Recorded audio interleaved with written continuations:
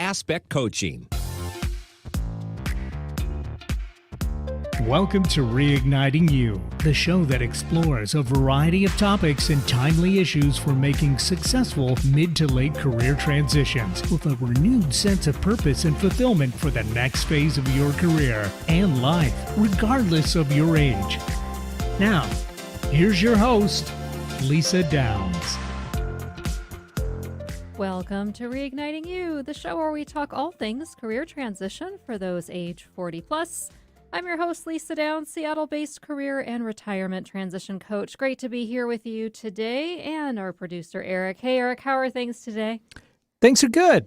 Good. Yeah, another beautiful day here in the Pacific Northwest. A little bit smoky and hazy, Yeah, we were saying before the show. Smoky. Yeah, Looking catches forward in to the that. throat a little bit. Yeah. So. Looking forward to that going away. Yeah, me too. That's for sure. Well, we've got another great show for you today. It's the fourth week of the month, so that means it's time for our best job, worst job, first job episode.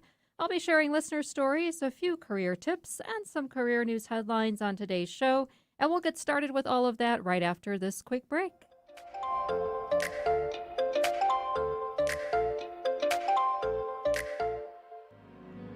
Are you feeling challenged or frustrated without a plan for what's next in your career and life? Are you seeing writings on the wall for needing to make a mid to late career change and don't know how or what to do? Coach Lisa Downs of New Aspect Coaching can guide you to what's next, providing a fresh perspective and supporting you to create a clear and compelling vision for your future and a plan to move forward. Call Lisa at 425-216-3015. That's 425-216-3015.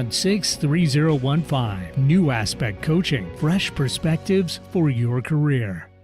Hi, I'm Coach Debbie from Story You Talk Radio, and I want to encourage you to write your book. Weekly, I offer topics about style and storytelling. I take your questions on our live show every Thursday at 4 o'clock, or you can subscribe to Story You, that's capital U, on any of your favorite platforms. Want to hear something different from talk radio? Keep your dial on Alternative Talk 1150.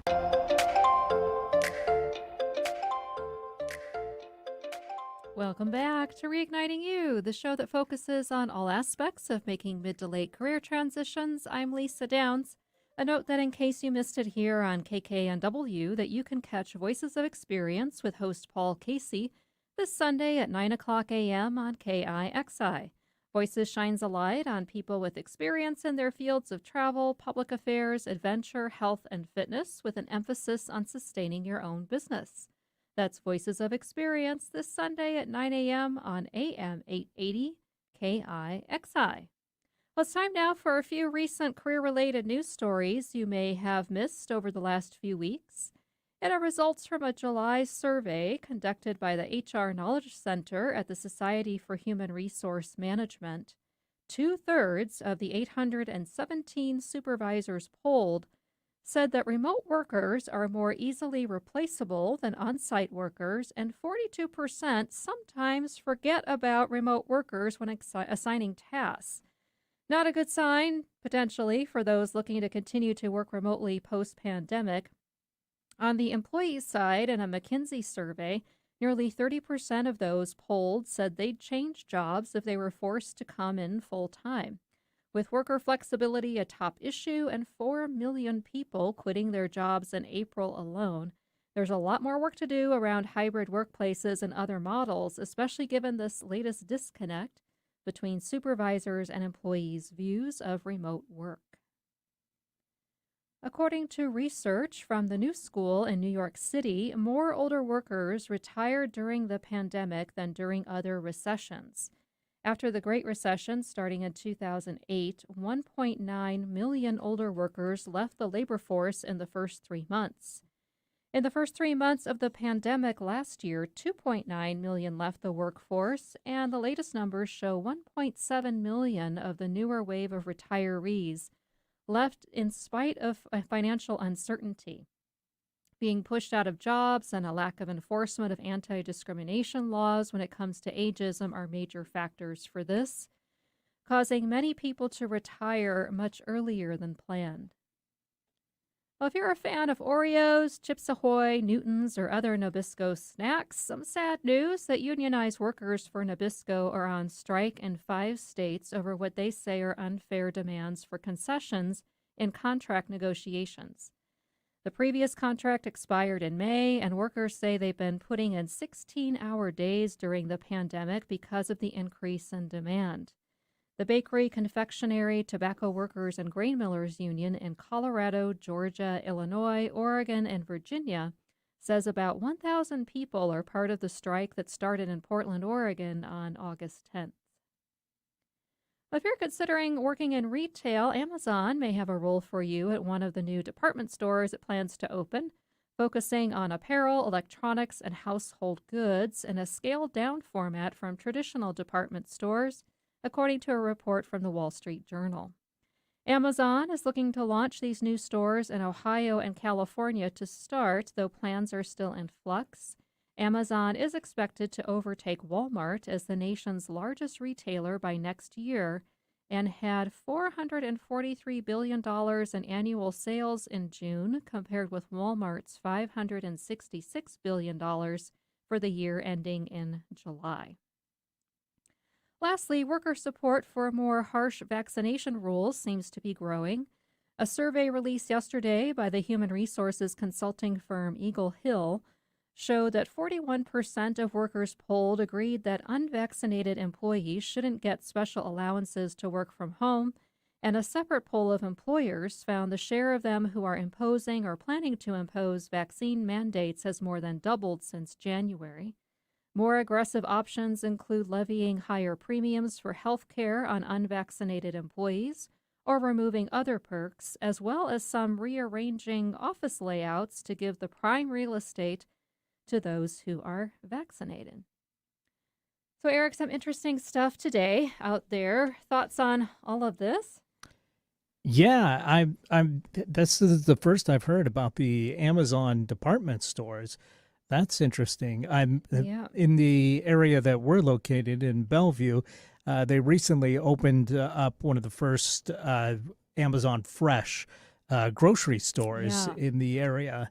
And I still haven't had a chance to check that out yet. Have you? No, we haven't either. And they had like the Amazon Go store for a little while. And but yeah, we haven't checked those out. And I am curious about the department stores, though, because already, so many department stores everywhere have closed down. Yeah, and it is interesting. They're one of the reasons that, things were going this way with Amazon or without Amazon, but a brick and mortar seems to have, tapered off quite a bit because of the overwhelming success of online businesses, especially Amazon. So it's interesting that they're going the other route now, expanding into brick and mortar. And I don't know how that'll be, how well that'll work for them. And I wonder about, managing, brick and mortar locations if they're going to do it in a way that's going to be as successful as their online thing. Yeah, I wonder too, because I know they've also opened a few brick and mortar bookstores, which, to me is very ironic considering how many they have put out of business. As you said, it's like there's probably something really philosophical about that. It's, what goes around comes around, I guess. Tail or something. I don't know, but yeah. No, it's just really interesting, and maybe unrelated to Amazon, but I've always thought that brick and mortar stores could benefit from having a search engine. Yeah. When you walk in, wouldn't it be kind of cool to just be able to plug in or even use your phone and then it would tell you exactly where something is so you could go quickly and get it, or it would tell you if it was in stock, you know what I mean? Yeah, that'd be cool. They've done that a little bit on websites where you can kind of find things that are in stock, but I find often that that's not terribly reliable, unfortunately. Yeah. So I'd love to see that kind of infrastructure beefed up. I don't know if Amazon's the one to do it, but somebody could do that and really have a really kind of cool, efficient brick and mortar store. Yeah, it'd be cool. I was just yesterday, I was actually at an in-person event. So one of the first ones I've attended in a long time. For a local chamber of commerce, and we had a networking luncheon at the new lodge that's opened up at St. Edward's the St. Edward's, the old seminary. Oh, yeah, that they yeah. turned into a hotel and Right. restaurants and bars. It's really, really neat. It's a And state park that it's a in. state park, Yeah. in Kenmore. And so we just had that there. And what's cool is they have plaques with signage with QR codes. And if you scan the QR code, it gives you historical facts about that particular room, the property, what's in the hallway, et cetera. And, Nice. and it's like, well, that'd be cool if you could walk into a store and have a QR code to scan and Yeah. it would tell you, that type of information Yeah. with in terms of inventory and where it's found in the aisle. Because often, you go to an unfamiliar store and you're wandering around for days trying to Exactly. find your mustard or whatever. And So I think that used to be the old business model. People, spending more time in the store will, buy more impulse items, I think is the thinking. But yeah. more and more with competing with online shopping, that seems like kind of outdated thinking. Yeah, Yeah. it's interesting. And we will have to see, what continues to play out here around this whole concept of remote work and Mhm. organizations, do they try the hybrid, some in the office, some not? I think that Absolutely. creates its own inequality potentially. So, if you're of a culture where, well, you have to be in the office to get certain perks or paid attention to, by your manager or other people in the organization, that can create its own inequities sometimes with people Right. who are remote. So it's just going to be really interesting to see Yeah, how that all shakes out as we continue to go on past the pandemic. the variants have really thrown a spanner in the works. They have. Because They it have, looked yeah. likely that we might be moving past, and then some of this stuff would have been contentious still, but maybe a moot point A moot after point. the fact. But Yeah. now that the variants are still here and going strong, it's Yeah. it's more on the minds of everybody. The vaccination question. And Absolutely. And here we are back in masks again, Yep. unfortunately. So all of that. Well, but thanks, Eric, for that. And it's already time for our next break, believe it or not. So that went by quickly. So when we come back, I'll share some listener job stories with a few tips and preview what's coming up next week.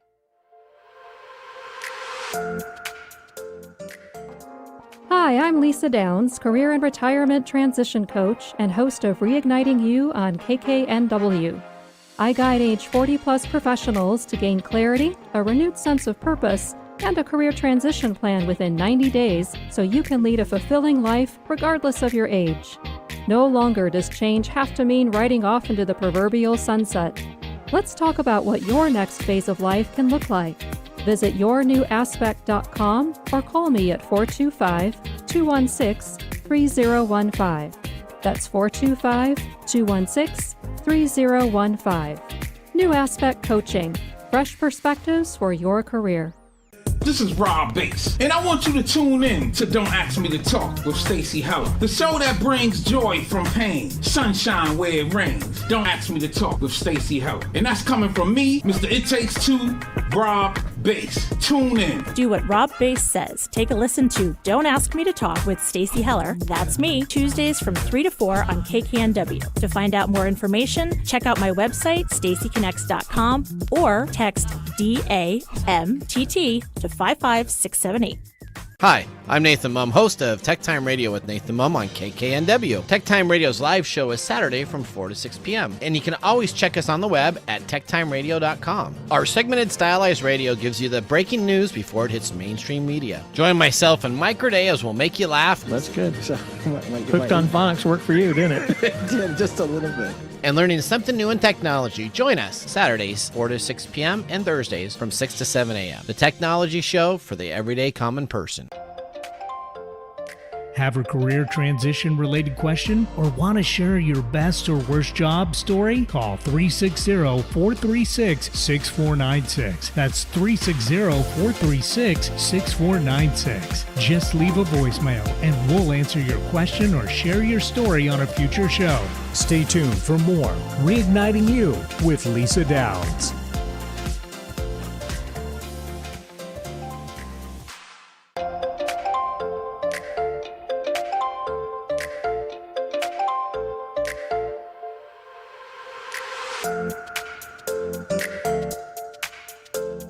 Welcome back back to Reigniting You, the show that discusses timely issues and topics about career transitions for Gen Xers and Boomers.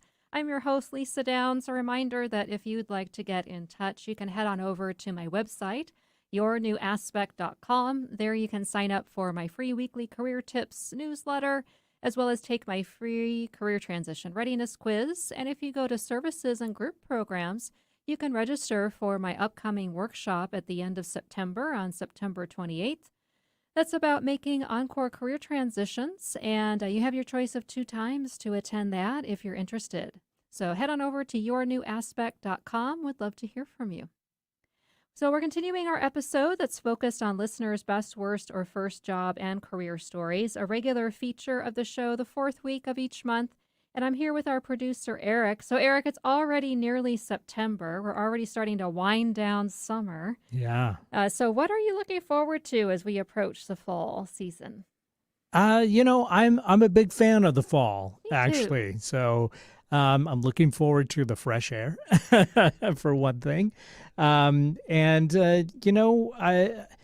This is purely psychological, but I feel like with summertime, I feel like there's a lot of pressure to be out there having fun. Yeah. And if you you manage to make the time and get out and do all the things you want, you feel a little bit like you squandered that time.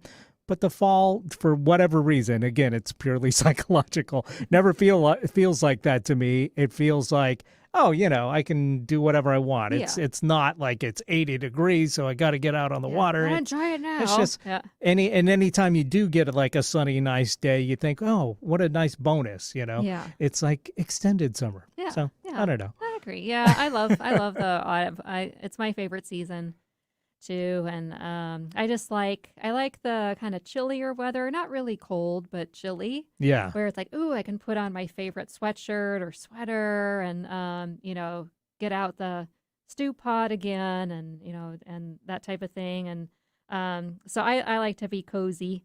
And it's my favorite for that. And also as a sports fan, I don't play sports, but I watch a lot of sports. As a sports fan, the month of October is great because you're into the playoffs for the baseball season. Football has started, and it's just a lot going on, and so it's kind of a great time. But yeah, I'm always happiest when the temperatures are in the, let's say, 60s and low 70s. I like room temperature, and 50s are okay. But I always enjoy the fall time. So looking forward to it. Make some apple pie and That sounds good. spice cider, and there we go. Yeah, I'm down for that. Down with all that. So it's time now for a few stories. Just a reminder that you can submit your best, worst, or first job story by emailing it to me at reignitingyou@gmail.com. You can also leave me a voicemail by calling 360-436-6496 to share it over audio. That's 360-436-6496. I'll then share it live on the air at the end of September.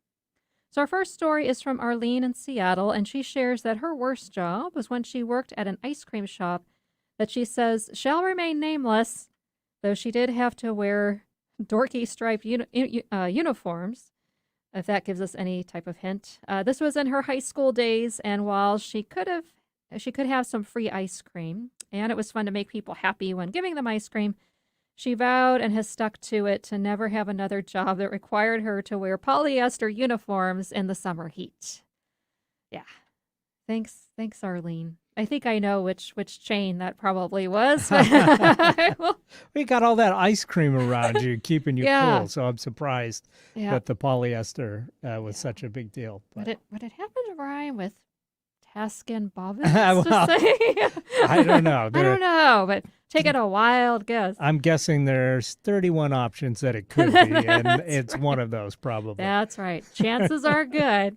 But thanks for that story, Arlene. Yeah, sorry you had to wear those uncomfortable uniforms, but that's nice though that you were able to enjoy it and the customers and make people happy with some ice cream, and nothing wrong with that. That sounds like a pretty good first job to me. Yeah. But, Yeah. the public can be a trial. It can be. Yeah, it can be really interesting. So, yeah, for sure. I imagine some people wanting to get their whole ice cream serving in those taste test spoons, so they don't have to order an actual item. Taste every flavor and walk Yeah. out full. Yeah, there Yeah. we go. Not spend a dime. Yeah, thank you very much. Well, next is a first job story from Dwayne in Lake Forest Park, who shares that it was as an animal shelter employee. So he says that he mainly did some clerical work and helped clean up the cages and feed the animals there, as well as help clean up the social areas where people could mingle with the animals. So while he enjoyed working with the animals, it was hard for him to see how many would come into the shelter sometimes, especially the returns when the adoption placement didn't work out or was a bad situation. Totally get that, Dwayne. Yeah, I'm an animal lover myself, and always, I tend to donate. If I do charitable donations, oftentimes it's to the local shelters or Humane Society. And my husband and I volunteered for our local Humane Society for a while, so we would foster cats, and we would go on Saturdays and take their photos to post on the Pet Finder website and interact with them. So I get it. It is hard, especially when they get crowded and, to know what to do when they get overwhelmed. But I applaud you for doing that as a first job. I think that's great. And for you to learn not only, some office and clerical type skills, but to have that where you're caring for other living beings is a great thing. Though I'm sure it was hard when, especially the returns had to be heartbreaking. The hard part for me would have been wanting to adopt every single one of those Everyone. animals. Yeah, everyone. And yet knowing that would be a bad idea. Yeah. Yeah. Then you'd probably have the animal control folks after Right, you. right. But yeah, everyone, right? And your heart goes out to everyone, and Exactly, you just want to yeah. scoop them all up and take them all home. So, but that's a wonderful first job. So thanks for that, Dwayne. And then our best job story today comes from Donna in Spokane, who says it was as a web designer because it was a great fit for her combination of liking to work with details and her art skills and creativity. She spent her time being able to create both web pages and graphic art for companies, and she says she misses being able to be focused on the work and delivering artistic concepts to clients, something that she doesn't get to do much these days as a manager in a different consulting firm. So thanks for that one, Donna. Really appreciate that. And yeah, I would think, I'm one where I'm about as artistic as a bag of rocks, but my creativity tends to express itself in different ways. I always admire people who have artistic ability and are super creative. And, being able to mix that with the practicality of the web design work or, other graphic design work is great. And I get that, when you become a people leader, when you become a people manager, you have those duties by its nature, where you're not necessarily the one doing the actual work anymore.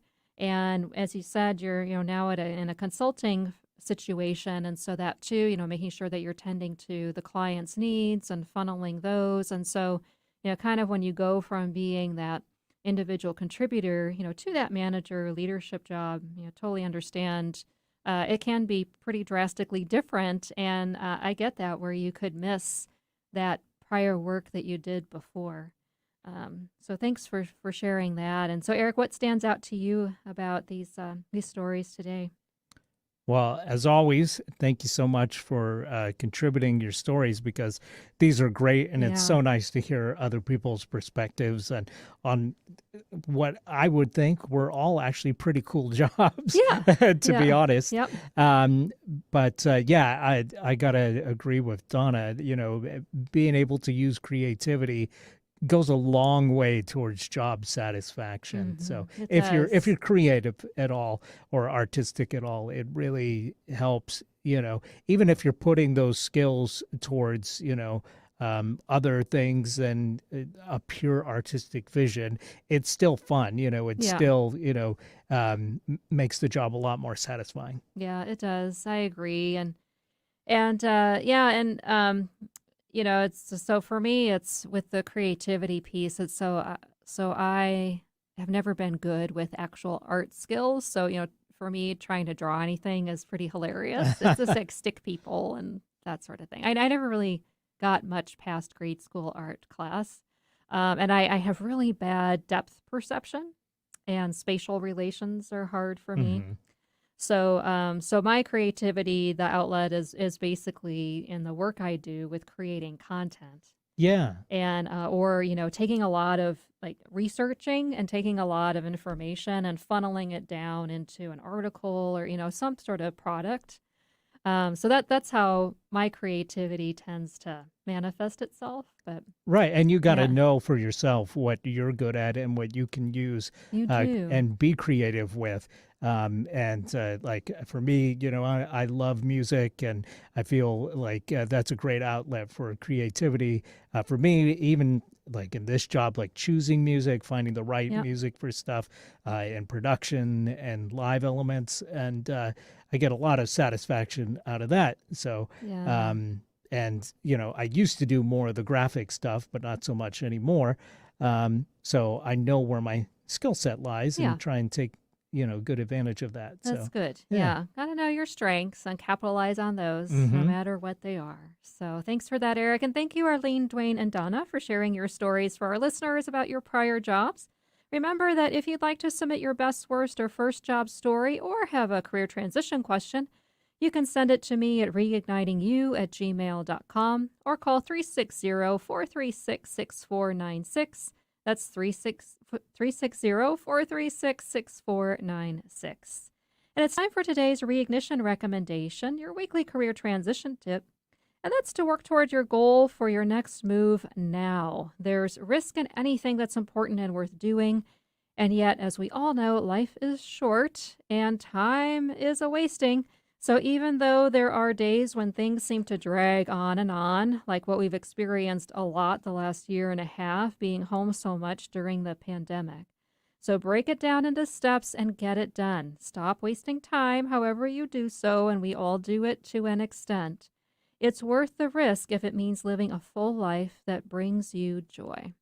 And a reminder that if you'd like to get in touch, you can head on over to my website, yournewaspect.com. There you can download my free career transition readiness quiz and take that. You can also sign up to get my free weekly career tips e-newsletter. And if you go to services and group programs, you can register for my upcoming workshop on September 28th, all about Encore Careers, and download my free e-guide. Well, thanks, Eric, for your participation and support today. Hope you enjoyed the stories and the news and the ideas from our listeners. So Always a lot of fun. Always a lot of fun. And thanks, everybody. Join us next Wednesday at 3 o'clock when my guest will be Teddy Burris, a LinkedIn strategist, trainer, and coach who will help me answer our career transition question of the month for September about job search tips. Thanks for listening, and we'll talk to you next week on Reigniting You.